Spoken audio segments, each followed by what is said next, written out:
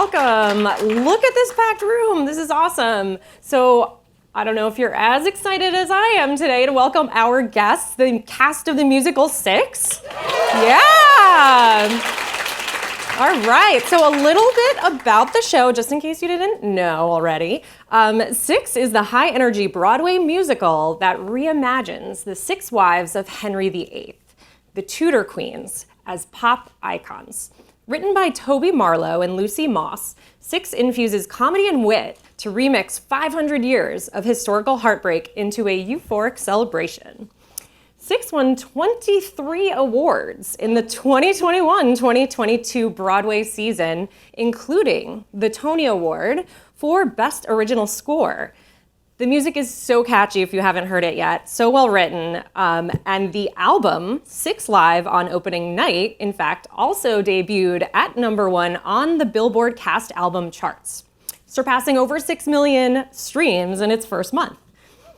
Yes, you will be playing it on repeat. So Six also won the Outer Critics Circle Award for Best Musical. So to kick off our Google Talk for today, please welcome to the stage Ayla Saccone-Burton, Nicole Kyungmi Lambert, Courtney Mack, and Mallory Medkey, who will be performing the song Heart of Stone. Take it away.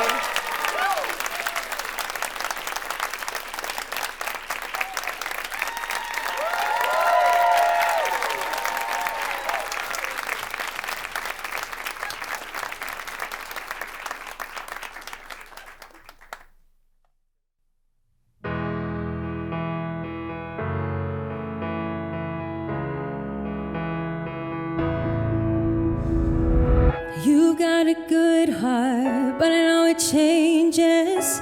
A restless tide, untamable.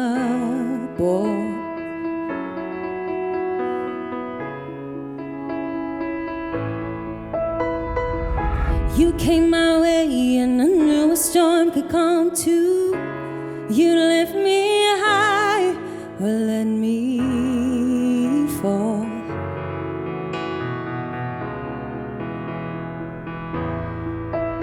But I took your hand and promised I'd withstand any blaze you blew my way. 'Cause something inside had solidified, and I knew I'd always stay. You can build me up, you can tear me down, you can try, but I'm unbreakable. You can do your best, but I'll stand the test. You'll find that I'm unshakable. When the fires burn, when the wind has blown, when the water's dried, you'll still find stone.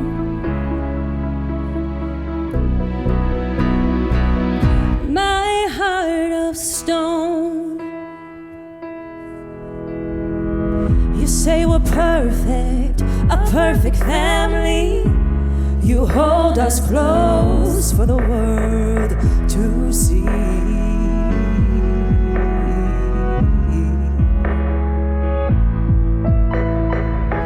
And when I say you're the only one I've ever loved, I mean those words truthfully.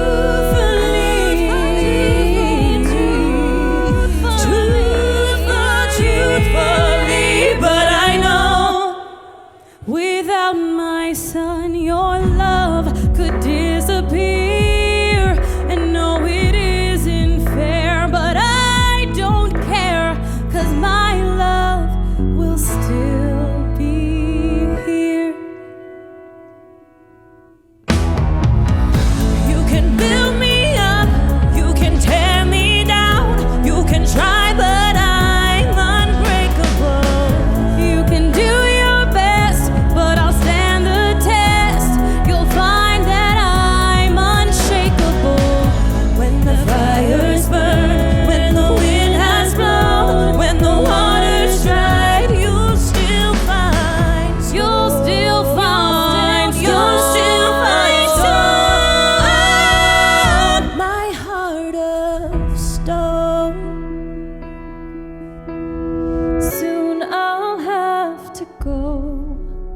I'll never see him grow.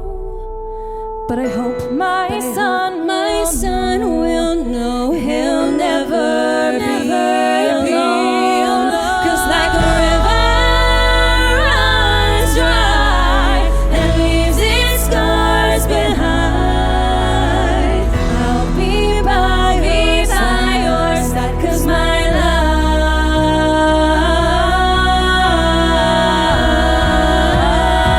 love is set in stone.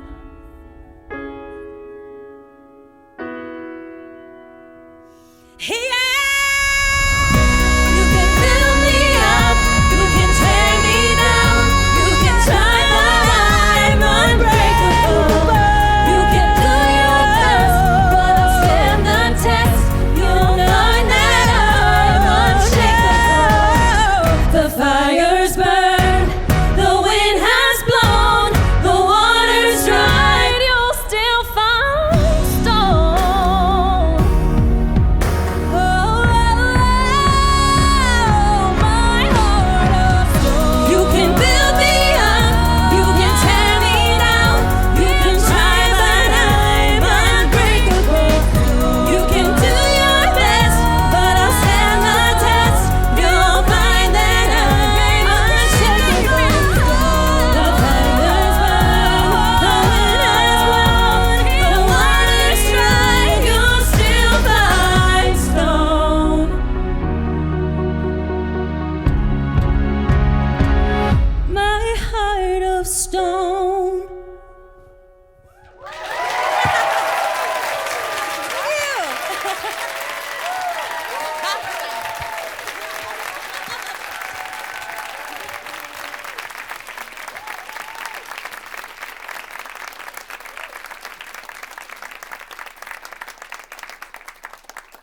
All right, one more round of applause. Let's welcome back the cast of 6.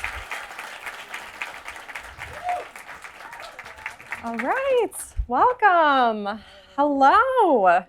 We're so grateful to have you here today to share your talents with everybody and talk all about this amazing musical.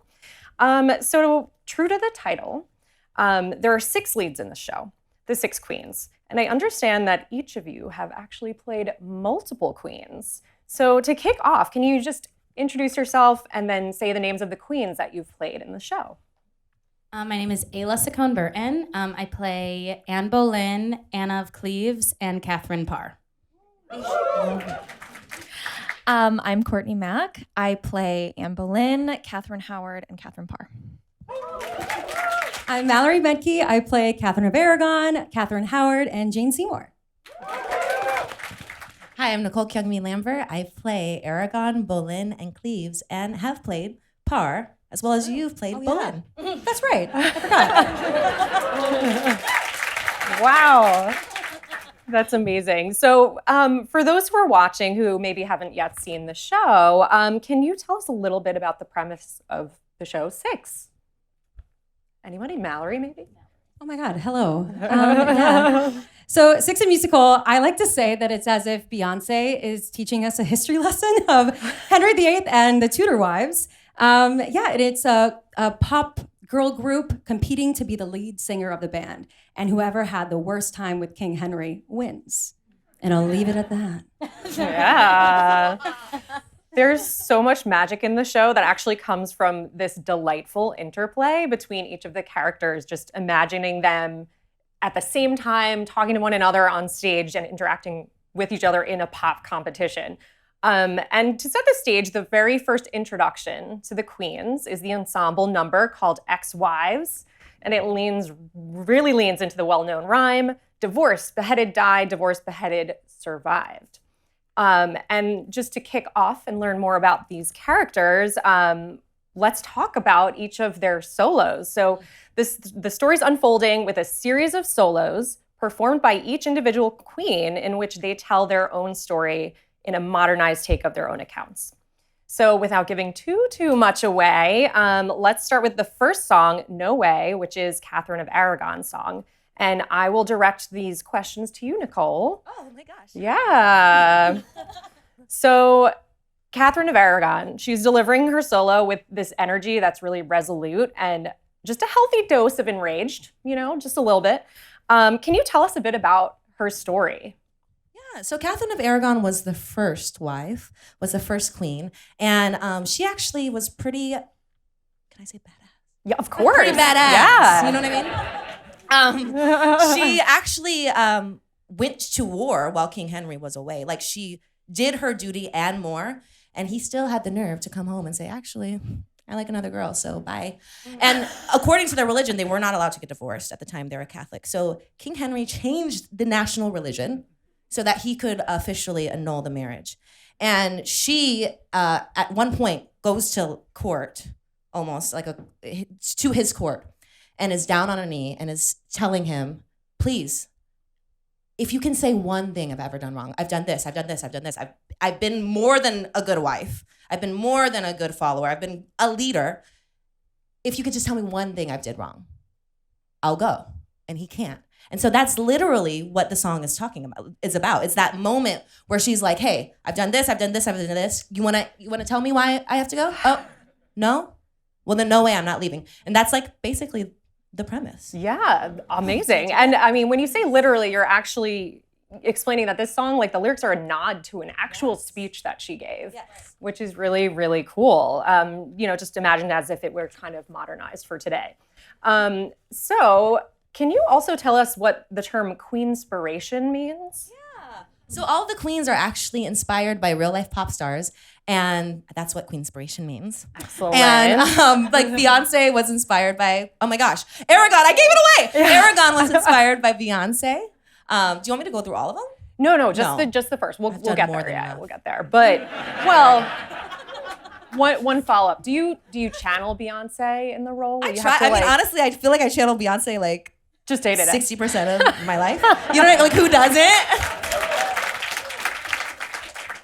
So yes. Wonderful. All right. So Mallory, Heart of Stone, the song that we all just heard, it's quite the power ballad. Can you talk about what the character of Jane Seymour is conveying in this song? Yes. So this is the moment where she's saying her last goodbye to Henry. If you don't know about Jane Seymour, she was the third wife. She was also a lady in waiting to Anne Boleyn, fun fact. And she's also technically the sister-in-law of Catherine Parr. I'm just saying. But it was so sad because she died after childbirth, shortly after, about 2 weeks after. And so, yeah, Heart of Stone is about her conveying that message to Henry that even though she'll be gone, she'll always be here. And she was always kind of known as like a meek, quiet person just in daily life. And I mean, if you can imagine someone who's like that, but has one more chance to show her power and show her strength, this is that moment. So yeah, that's what I'm kind of thinking about. And that's sort of what she's going through in that song. And then queenspiration. Oh, it can change depending who's playing it, which is fun. But it's been Adele for me and a little bit of like Celine Dion here and there. Oh, that is a good one. So also one of the reasons why I wanted to ask you about Jane Seymour is I heard of it, well, many of us probably watched the Tony Awards. Yeah. And I heard a bit about a story that happened. Can you tell us how you ended up, you were in the performance for the Tony Awards. Peyton, our stage manager, who is in the building. Where is she at? There she is. She called me like the day before. I was like literally burning my lunch. And I forgot that I was cooking when I was on the phone with her. And she was like, hey, you're going to be doing the Tonys tomorrow. And I did not believe her. And then it just turned into a full day of rehearsal, getting ready, prepping in this like tiny little room at a studio. And then I didn't really hit the stage until the day of in our dress rehearsal run. So I just learned on the spot, like that stage is 10 times the size of ours. Radio City, yeah. Yeah, Radio City. Goodness. It was a wild experience, but it was incredible. That's Absolutely. amazing. Yeah. Oh my goodness. And you did get the shout out from the host. Oh my gosh, yeah. Ariana DeBose, that was insane. Yeah. That's amazing. I think I was shaking that entire time. Well, you didn't look it. It's okay. Oh, thanks. Yeah. All right, Ayla. Hey. The song Get Down, Anna of Cleaves. This one strikes me as really a delightfully satisfying work. Can you tell us a bit about Anna's story and how she came to be a queen? Yes. I think, were they married for what, like 2 weeks or something? Very 9 pretty. days? 9 days? Something like that. Basically, he sees Anna Cleaves. She's from Germany. She comes over. They're meant to be married. And he's like, ew, sorry, you're not cute enough for me. Which, that's really not it. We think it's more so that he was a bit ill and elderly and probably, I don't know what's it, couldn't perform. Thank you. I was like, how do I say this without saying crazy things? Couldn't perform properly, most likely, because in any like writings about her, like no one ever called her ugly. She actually like her portrait was gorgeous. So he just was like, yeah, I'm divorcing you. And she was like, yeah, right. Like, look at me. So the whole song is basically her being like, LOL, I'm hot and you're a joke. Amazing. Yeah. And the lead up to that song too, it's this amazing ensemble song called House of Holbein. And the staging on this is really great because as you mentioned, like, you know, he sees the portrait and is like, oh, I want you to be my wife. Yes. And then they kind of like update it in the staging to a modern day. You want to describe that? So yes, he's picking through the portraits and he ends up picking Anna of Cleves' portrait. But we set it up on stage as like a Tinder swipe. So each girl goes up and like does their poses and like duck lips and peace fingers and all the things. And we swipe to the right or swipe to the left in like these little green and red boxes. It's amazing. And Anna gets the green. It's so great. It's so great. And you know, like in her solo, well, every solo is very powerful in this story. But is there a particular way you approach performing that one versus the other queens? Yes, it's a lot of yes and for me. In my head, it's like, oh, you know what? She would maybe do this. Yes, it's full 1,000% confidence. Like, she just believes in everything she's doing and knows she is a bad bitch, and you just gotta like roll with it. Amazing. And she's living this cush post-divorce yes, life. Because she's the only one that she never remarried, and she was kind of the richest of all of them, right? Yes. She has a palace in Richmond. Out of the divorce, she ends up getting one of his palaces, and she's like, you know what, this is cush. Like, great, I'll leave. You go on to your next wife. I'll sit in my palace up here and watch y'all have a good time. Amazing. All right, Courtney. So, Catherine Howard, the song All You Want to Do. So let's talk about it. In the lead up, first off, Catherine Howard, the character, is actually starting to roast the other queens, you know, because she's like, wait a minute, you know, I want to make my mark here. Can you talk about a bit about her story and how she's telling it in the song? Yeah. So she was the youngest of all of the queens. She was like, what, 16, 15? Teenager, yes. Something like when she married King Henry. So she was very naive. But before all of that, and this song specifically goes through her life, each chorus and each verse, it goes through her whole entire life. And it starts off with her getting this attention from this man, and she thinks that it's love, and she thinks that it's her, I don't know, it's like, oh, I'm finally, like, I have somebody who cares about me.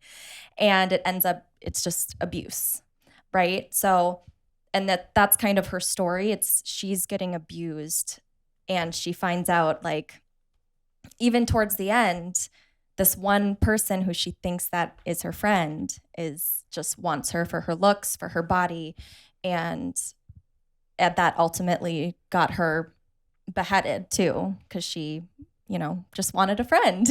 And then the king was like, oh, you're, I don't know, cheating on me or something. And then yeah. So I mean, it's a very rough song. Really strong song, actually. And I in fact, I saw your performance of it the other week, a couple weeks ago. And what really struck me was the execution of the performance. So, and that's pun intended, you know, because so it really, like, the intentionality of how it starts out is like this really fun pop song, and we're all like dancing in our seats. And then with each verse, your actions and your vocalizations are changing. and evolving, and kind of giving this other like perspective on it. What was your initial reaction when you first performed the song?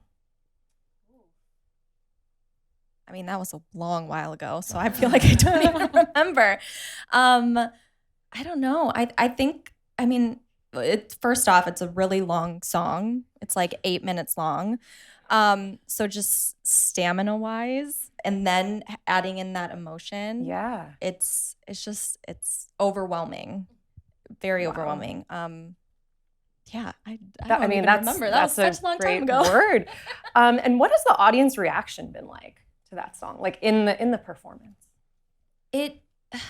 I noticed specifically when it's the last, like right before it's the third chorus. Yes, that one.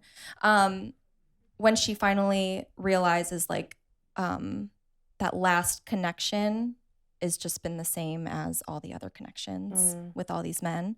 I've heard audience members laughing, and I take that as fuel because I'm like, why are you laughing? Yeah. She's being abused and she's about to die.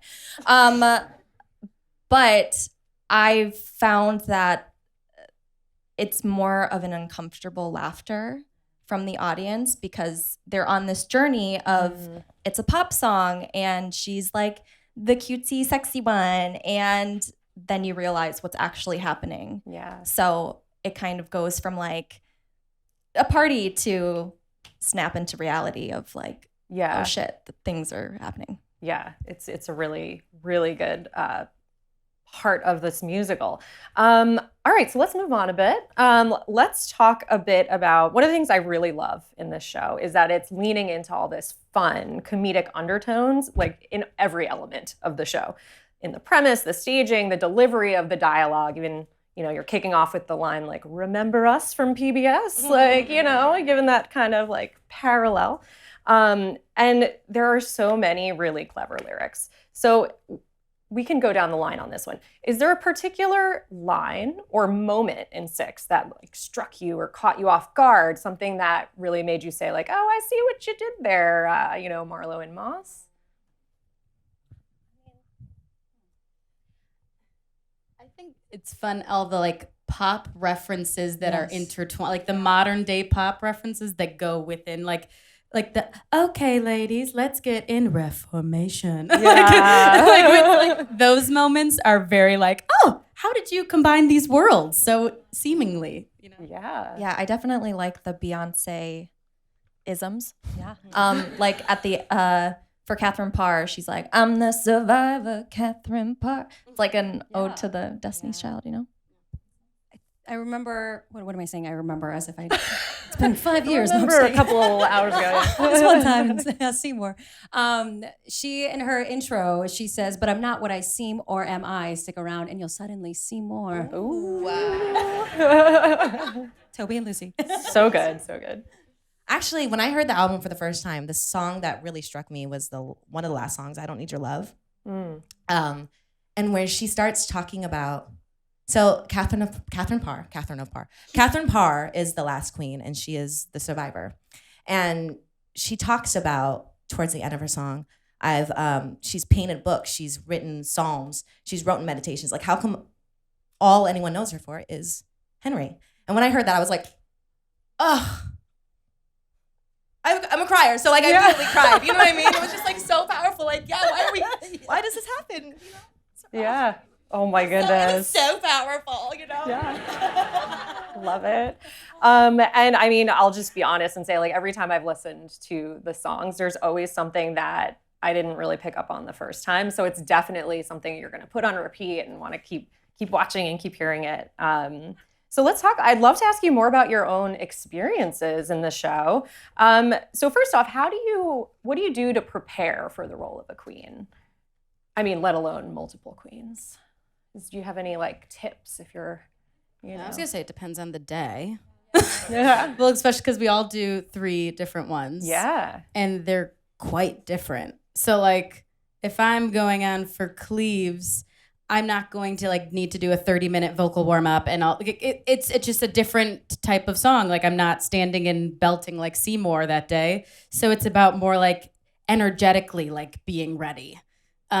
Whereas for Catherine Parr, yeah, you guys aren't going to talk to me probably for like the hour before the show. I'm going to like be doing my warm ups, like having the teas, doing all things. I mean, yeah, it's kind of boring. I mean, just like vocal warm up, physical warm up, we also nebulize. We run our like the opening chat together all the time, which is a nice little reminder to get. It's great that we all know all the queens, because sometimes we'll just be like, all right, let's do this thing, and like we'll be doing like 3 at once, and it's very helpful.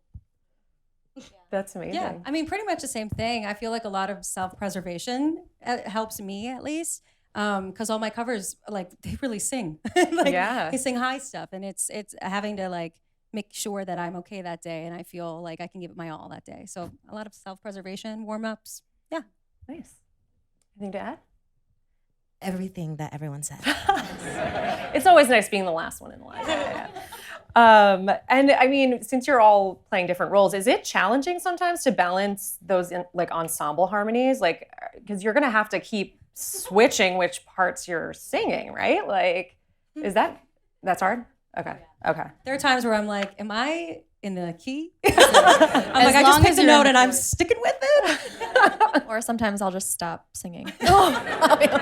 We'll be doing a group. I did that last week. I just was singing the wrong harmony, and then I was like, you know what? I'm gonna lip sync for this next 2 lines.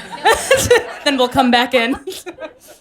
Amazing. And another really fun aspect of this show is that it breaks that fourth wall. So the queens are directly speaking to the audience, like at different points throughout the musical. And because of that, I guess, how important is that audience? Very important. Is it fun to engage with them when you're... Yeah, especially if you're like playing Cleaves, which Ayla talked about for a little bit. Like the audience is the 7th queen, you know what I mean? And it's such a reciprocal like type of energy that it is really helpful when the audience is engaged and in it. It's easier to tell a story, you know? Nice. Yeah. I mean, when I saw it the other week, somebody in the front row was actually kind of like getting down during the performance of Get Down, and you're like, do the thing. Yeah. Do you have a favorite queen? Either like somebody you really vibe with when you're performing on stage, or just a channel in your everyday life, you know? I like all of the queens. I really like them. And depending on the day, you know, if I'm feeling sassy, I really like Bolin because she's got a lot of one-liners, you know what I mean? Yeah. And if I'm feeling like real, like during the whole, but a few months ago when Roe versus Wade was overturned, I wanted to sing No Way every day. Every day, you know what I mean? But yeah.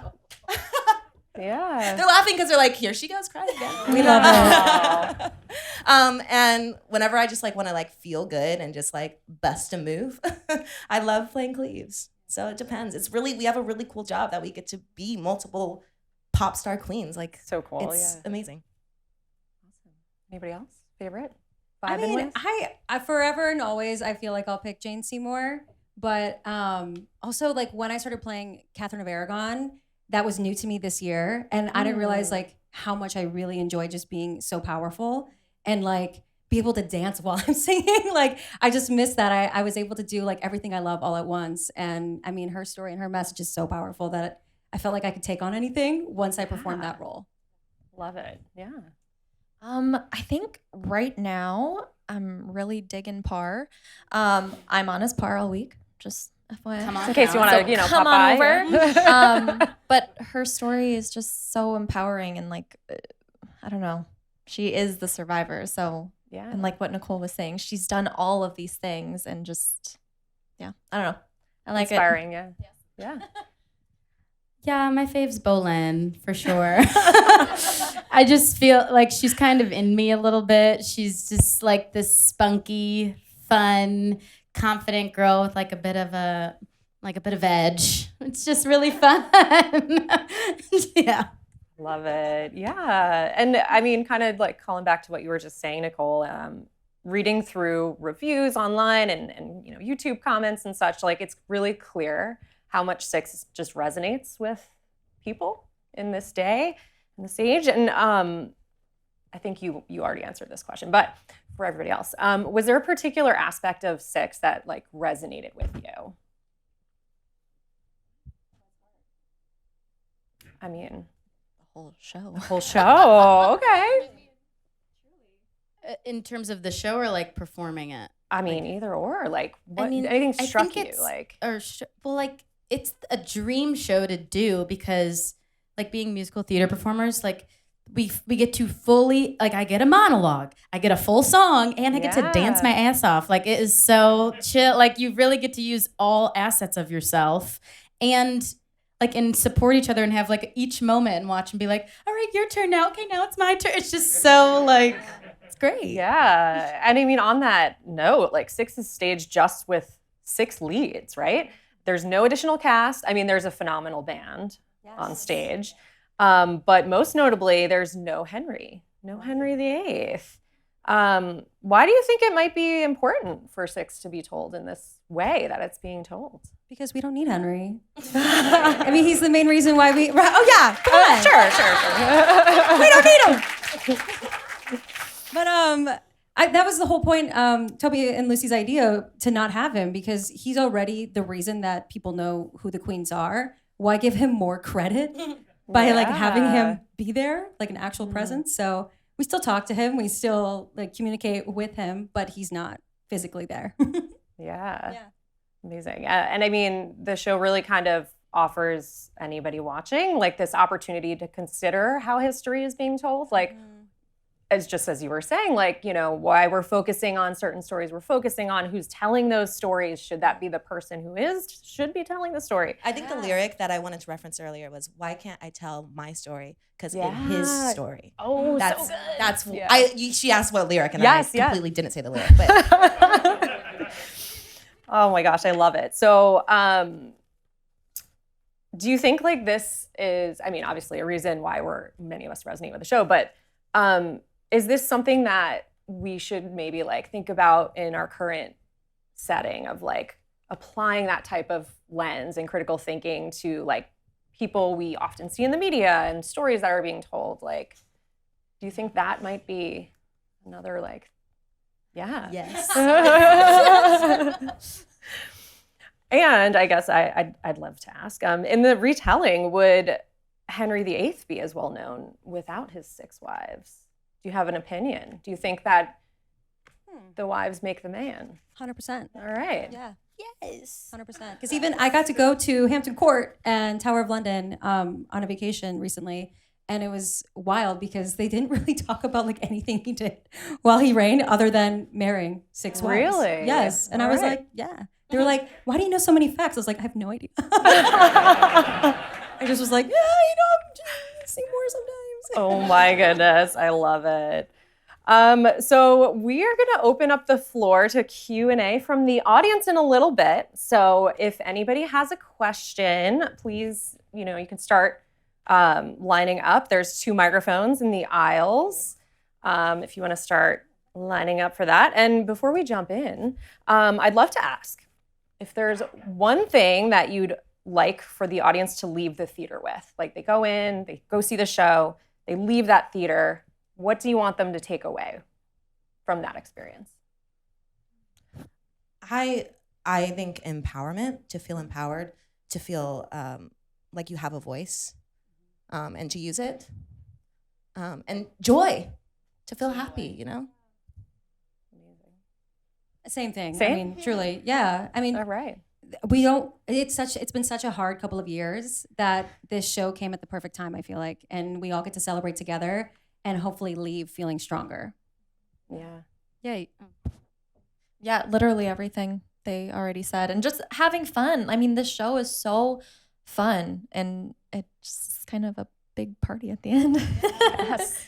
Yeah, these women get to like take back their stories at the end, and so you like hopefully leave inspired to be able to do the same. Amazing. All right, so let's start off the audience Q&A. Why don't we take our first question from here? Perfect. First, I just wanted to say thank you guys for being here. I've seen this show a few times, and I feel like what like excited me the most was like the costumes and like all the cool like microphone holders and like trying to pay attention to how much it switches and the shoes and everything. So I was wondering if anyone has like a funny story or like a hiccup that happened with like the shoes or the microphone and how you recovered. Well, my pants fell off the other day. That was fun. I was playing Cleaves, and my stage manager's like, "Oh my god!" And my pants fell way too early. There's some fun things that happen later in the show, and so I was on stage, literally in a leotard on bottom and like full like jacket up top, real cool look, But we have microphone holders that are really cool. Sometimes they fall off. They sure do. They've They fallen break. off before in the performances. It was my first time as Aragon. I think you were on as Boleyn. And it was during Get Down, and I was like, wow, like I'm really feeling it today. Like I'm hitting this. And then all of a sudden I saw a microphone just like falling downstage. I'm like, oh, it's mine. Because my mic belt broke. And then I just like somehow got it just in time because I did not want anyone to trip, and did the rest of the show just figuring it out choreography wise. I feel like I really haven't had too many mishaps. I feel like I've had my skirt like turn all the way around, so I couldn't find my mic holder. But that's about it. My first time as Par, my costume fell off. Remember my first show? I was like going to reach for the current Howard because we like go to hold hands, and she looked at my shoulder, and I was like, "What?" And it was just like hanging, and I was like, "Good." But besides that, And our wardrobe is amazing. Like, yes, it's this not is not to say it's they're just the falling fact apart. that Oh my gosh, this is yes. a show that's one of a kind. Some of our costumes are like 15 pounds. Aragon literally has real gold on her costume. There's like a lot going on, and sometimes as swings, we don't get to do a lot of running through in costume, So sometimes when we're on stage is maybe the first time we've been in that costume, or maybe the first time it's been finished. So everything is, trial and error, and we make it work because we're professionals. Yeah. Amazing. All right, let's take another question from this one. Hello. I watched your show about a month ago. It was amazing. Thank you very much for coming. I was wondering, so you sometimes read about like Olympic gold medalists having a tough time emotionally after winning a gold medal because they're like, well, what do I do? Where do I go from here? So I was kind of wondering how you like sort of what mentality you bring to kind of being on the top, because you landed like a role in a super competitive show in Broadway. So it's like, what mentality do you bring to it to like handle being on top? That is so hard to That's answer. deep. And that's an amazing question. We think about it every day. Yeah. Every day. I mean, it's a lot of like up and down emotion. It's an emotional roller coaster. Like we started this back in Chicago, and by no means did we say like, well, we're going to be on Broadway next year. Like it was a complete shock, the entire experience. And sometimes it's like, it still feels like our little like baby in Chicago. And we're like, oh wait, we're in Times Square. Like it still hits me. But it's hard to answer. There's a lot of emotions that go with it, good and bad. And we're still just like navigating every single day. And depending who we play, it's kind of a nice way to therapeutically like evolve through those emotions. Personally, I feel I'm a Capricorn, so I don't know if that resonates with it. Like I made my Broadway. I was not with them from Chicago. I joined in July. And so I made my Broadway debut last year, and now I'm doing 6 now. And I just kind of always feel like this isn't the end. Like it's always, you just are constantly thinking about what's next in this industry. So I never feel that comfort of just, I'm on top, which it would be nice if I did, maybe. It's hard. I mean, it's a part of being in this industry. It's you could be the lead, and then someone's understudy, and then in the ensemble, and then not cast, and like there's nothing ever stays the same. It always change. But Yeah. Thank you. Thank you. All right, next question. Hi. Thank you all. You're so fascinating to hear you all talk. A really interesting part of the show, hearing about it, is this concept that you play different queens different nights of the week. You've touched on it a little. I'm really curious to know how you would approach playing multiple characters on different nights versus a normal role. And do you still feel like you have ownership over these roles, even though you're kind of trading them off with other members of the cast? Yeah, I mean, I think costumes definitely help when you're switching back and forth because you move differently, you feel differently in the costumes, so that's a plus. For me personally, because the last like month I've kind of jumped back and forth between all of my characters that I play. So for me, I truly just have to run through the show entirely. Just so I can like get it back into my body. But I feel like each queen, even all 6 of them, they like, I mean, I'm speaking for myself, but I mean, I'm sure it probably resonates with all of us. They all live in us, you know, like I just tap into different parts of like my being for each one. So yeah, but it's hard. Yeah, it's a mental game for sure. Like, previous to this, I was doing an onstage role every night, and now doing this, I feel like that was more of a physical toll on you to be like, okay, how do I get this feeling right today, and how do I like keep it fresh? And now it's more of the challenge of being like, okay, how do I remember where I am in space? But with this show in particular, like the songs and the lines you say and the costumes you have on do a lot of the work for you. Like once you're just like we all have this Queens lineup where it's like divorced, beheaded, but died, whatever. And once I know I'm in the survived spot, like I have this different aura around me that's there. But sometimes I listen to music depending on like who I'm playing. I'll listen to the Queenspirations. So if I am on for Aragon, I'll be playing Beyonce's new album like all day. Or as whenever I hear that I'm going on, I guess. And then I'll listen to Celine Dion for Adele, for Gene Seymour, and Britney Spears for Kay Howard, just to like feel that vibe of that character. Awesome. Thank you. All right, let's take another question. Well, thanks so much for coming and performing. It was amazing.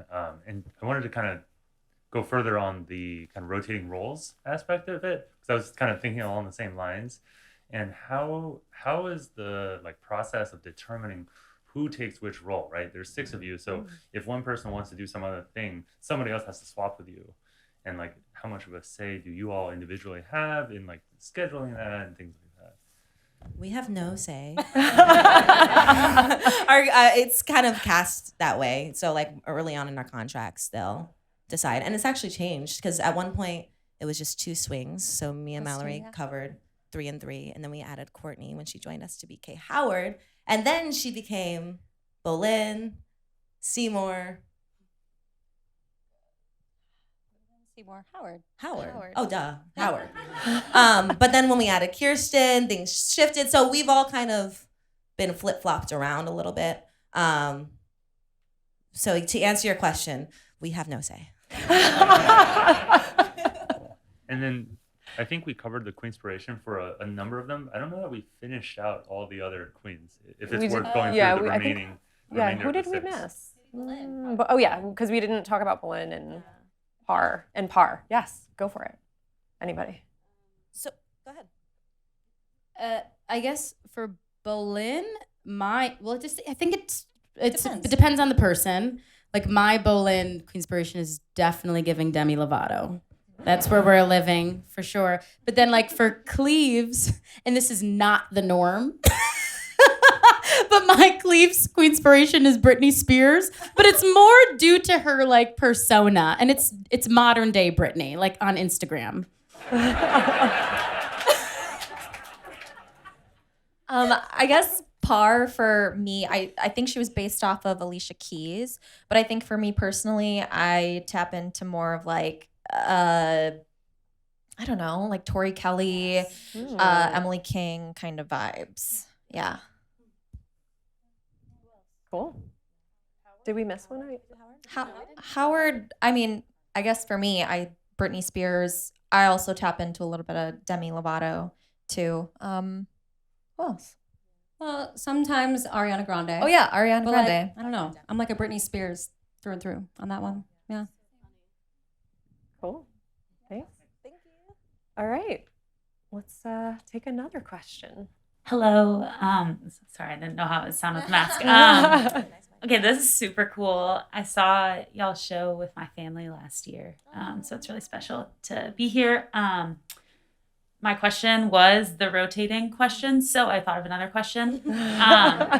So I've been dabbling in karaoke a little bit, and it's really hard to sing and dance at the same time.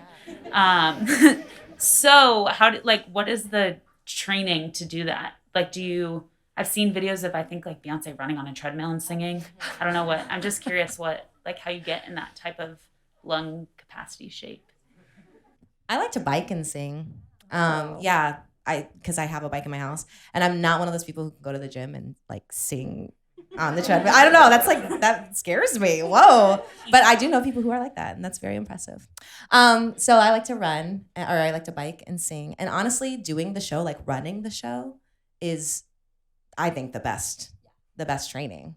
Sometimes we even, as of late, have been adding weighted vests. I know.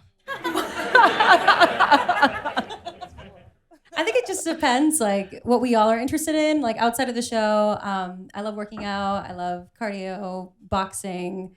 Kind of just, like, switch it up depending what I'm doing. And then also, like, just making sure I'm eating enough and eating healthy and drinking so much water because the show is very short, but we rarely have time to go off stage. So making sure we're hydrated for the duration of the show is super important. I mean, yeah, I run. I do a lot of cardio. But nothing like really ever helps outside. I mean, it helps, but like when you do the show proper, you're still out of breath. Like it's a whole nother beast because then you're adding the costumes, like there's a lot of weight on your chest. So like nothing is better than like actually just being able to do the show. And because we are all alternates, like popping in and here and there, it just makes it really difficult. So we tried to like keep up outside of the show, but yeah, just doing the show. Yeah. It's all like, it's about breath control and that training in that world. I hate cardio. I literally hate it. So I don't really do it outside of this. I was just laughing this whole time because I was thinking, I'm like, what cardio do you do? And sometimes I'm like 5 minutes late to most things in my life. And so I run a lot down the street. I do. Oh, and I biked here. So we do that too. Yeah, that's true. But that's for my enjoyment. I don't even think about it. 9 miles, by the way. Wow, What? 9 miles. She does cardio. Amazing. All right. Hi, thank you so much for being here. Huge fan. Y'all are all so amazing. Definitely like a star moment. My question is, how did you guys get into musical theater, and what do you wish you had known when you first started out in the industry? I wish I wish I knew I didn't have to go to school for it. To be honest, like, geez, because I grew up in community theater. I grew up dancing, a lot of competition dance, all of that kind of stuff. I applied for schools. I didn't get into any. So then I like went to school for biology, and then I was like, I just kept bouncing around until I finally was just like, I met someone who was like, you should just go to New York. Like, you just need to be there. And I was like, you're right. And then I came to New York and it worked. It was just like, I was in the environment and it was so daunting to think about because you're like, no, you have to go to school and you have to have this ready and you have to have this prepared. But I think just the experience of being in this city and being around this community was helpful for me to like dip my toe and then be like, oh, water's warm, you know? Is that? Yeah. Cool. I started dancing when I was 2.5. And then I started singing My Heart Will Go On in the car. My parents were like, oh, she likes to sing. And then I I also did community theater, competitions, all the things. But then I finally was able to audition for Annie the musical, but I ended up getting surgery on my ankle. So I didn't get to perform on stage, but I worked sound that show. And I just fell like in love with musical theater. And I thought, okay, well, next year when I'm not on crutches, I'll try it out. And then I played Mother Abbess in Sound of Music, and I never looked back. I did music. I did anything that I could get my hands on when it came to music, dance, or theater through like public school. We didn't have a lot of money for like a lot of dance classes or anything. So anything in school I could get involved with, I did. And I didn't actually major in musical theater like Ayla. I majored in music education, and I was a music teacher for a few years. And so I did that. I was a music teacher in Chicago, and then was auditioning for stuff, was still like performing at night. And then eventually 6 came around and swept me away. But if I knew something, wow, I think, to be honest, I wish I would have saved more money while I was teaching. Like truly, because it is like, this is a tough industry and money is hard. You know, you have a lot and you have nothing. So I think financial, what's the word when you are really smart about something? Stability and literacy. Jinx! Literacy is so important. You know, I wish I really knew more about it until before, you know, in my early 20s. I guess I didn't answer that last portion of the question. You know, like, honestly, going off of what you said too, like, it's such a tough industry. And this is something that I was told back in the day, but I think I just wish like I heard it a few more times of just remind yourself that like while this industry is really tough and you can feel alone sometimes, like keep people close to you that you love and that you feel safe with. Because it's just a healthy reminder that you're never alone in this industry, even though it can feel that way. And you know, yeah, always be nice. Yeah, I guess I always knew that I liked to sing. I was very shy. I'm still very much an introvert. So it's very weird that I have, like, this is my profession. But I always knew I wanted to sing. I always loved performing. And I started getting into it because my sister, she did musicals in high school, and I wanted to be like my older sister. And I went to school. The first college I went to school for vocal performance. Did not like it. So then I went to Chicago, found out that was my group of people, loved theater, loved all that, and yeah, blah, blah, blah, to 6. And there's a lot of things that I wish I knew. I guess, like everything that they said, this is a very hard industry, and there's just no better way to learn than by doing with this career. You just kind of learn as you go, I guess. Thank you. So I think we have time for a few more questions. Go for it. Hi. First of all, thank you for coming today. Like, it was like great listening to your like story and experience of the show. But I have a slightly unrelated to 6 question. Like, what are your dream theater Broadway roles? My number 1 is Dot in Sunday in the Park with George. Ooh. That's like, I could cry thinking about the show. Bernadette Peters is my mother. We wish. If you know her. So I dream of singing that. Yes, that would be my number 1. I suck at this. I have no idea. I feel like I've already played all of my dream roles. Like I feel like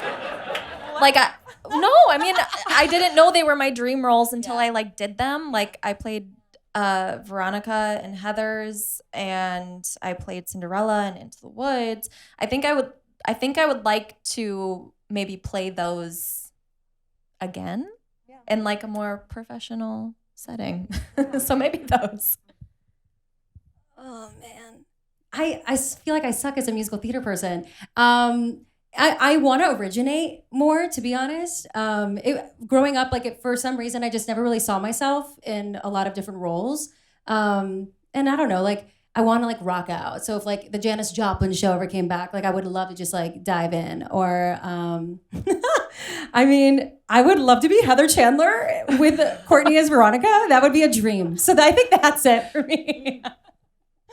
Yeah, I'm kind of like Mallory, where I love musical theater. I didn't see myself in a lot of roles growing up. I didn't even think it was like a feasible career, which is why I went into music education.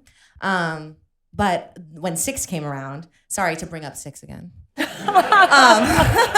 When Six came around, I was like, perfect. So I was like, oh my God, I love to sing. I love to dance. I love to act. It's perfect.